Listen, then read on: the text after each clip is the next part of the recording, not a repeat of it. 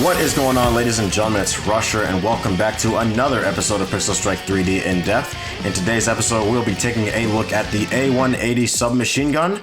But before I even start that, you guys are probably wondering where the heck I've been for the past 2 weeks, because, I said I was going to upload consistently and everything.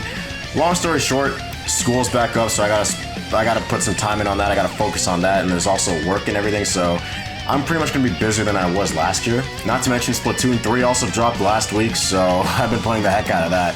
I wouldn't mind uploading some gameplay of that if you guys want to see it. I'm probably going to do it anyway, right? But in any case, enough about that. We're back with some more, Pixel Strike 3D In Depth. We're going to be talking about the A180 here. Unlocked at level 53, the A180 is a very unique weapon in a way where it's actually a burst fire SMG. Now, the only other burst weapons in this game are the FAMAS, which is the assault rifle, and the SX2 shotgun.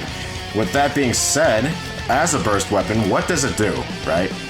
How good is it? Let's take a look at it right now.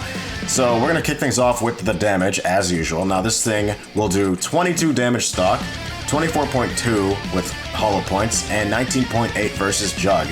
And it also has 40 meters of range, so average SMG damage with a high fire rate per burst, which we'll get into in a bit, actually. It takes 5 bullets for this thing to take someone down, so it'll take 2 bursts, and it's got good range at 40 meters, so it's pretty much average SMG stuff. Decent SMG stats right there, in terms of damage and range. Now, speaking of its fire rate, it shoots 4.5 bullets per second, or 3 bullets per burst, which is a higher fire rate per burst with a short cooldown between bursts. I think you're looking at like 0.2 of a second cooldown. Or it could be less or more than that. I could be wrong. Feel free to let me know in the comments exactly what it is if you do look into it. Anyways, continuing on with the bullet spread accuracy, you're looking at 30 at base, 100 per bullet, and 1100 max. So excellent base bullet spread actually, but 30 is pretty damn low. It's a pretty low base bullet spread, so that's very good actually.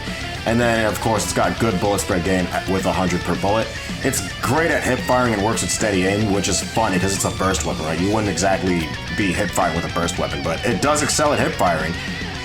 Its ADS speed is 100, which is below average SMG ADS speed. It's not the worst thing in the world, but literally every other SMG is either like 110, 120, 105 even.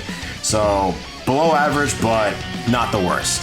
And of course, it's got 50 recoil, which is actually the lowest recoil in its class next to the MP5K and the Vector. As for its ammunition, you're looking at 60 in each clip with 240 in reserve. And if you slap on extended clip, you're looking at 90 with 360, which is plenty of ammo to play with. Much like the Bison, it can reach ridiculous amounts of ammo with extended clip, as you can see.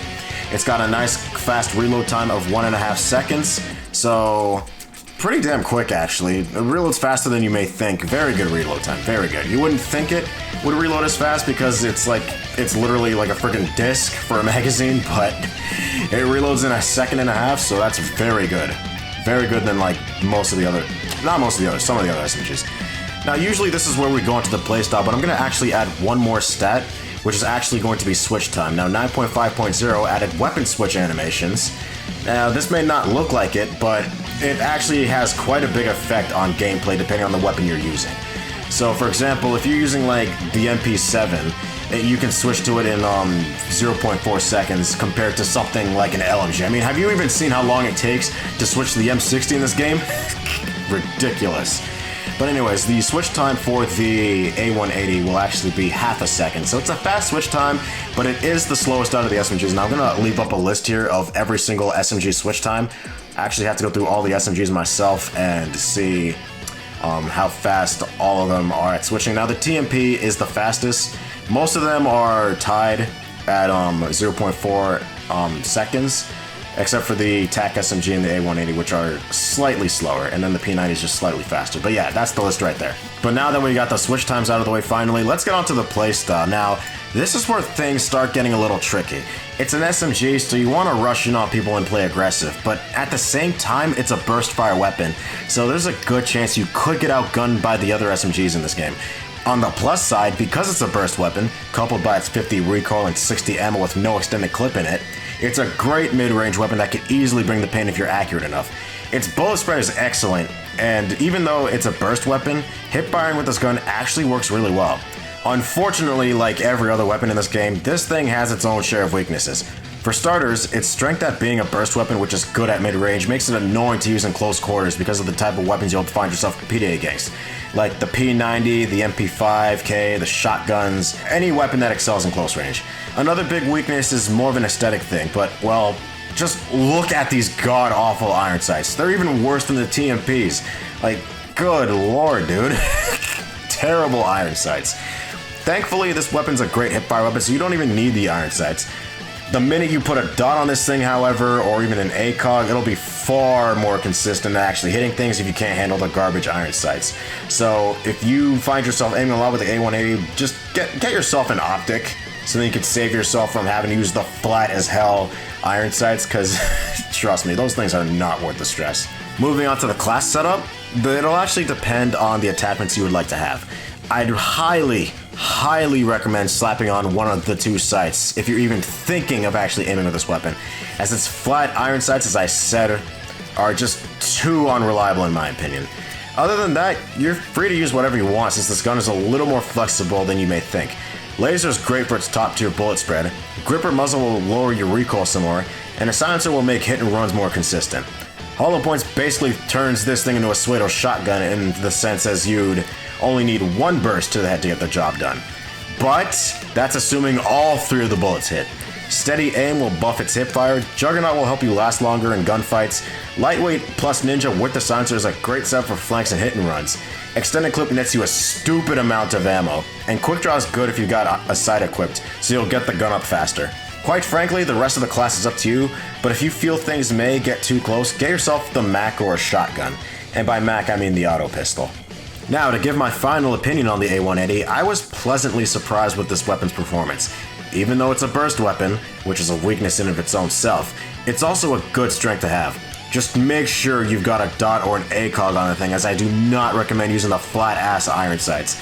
It does some nice damage, taking about 2 to 3 bursts to get the job done on average, and even having the potential to one-burst people under certain conditions.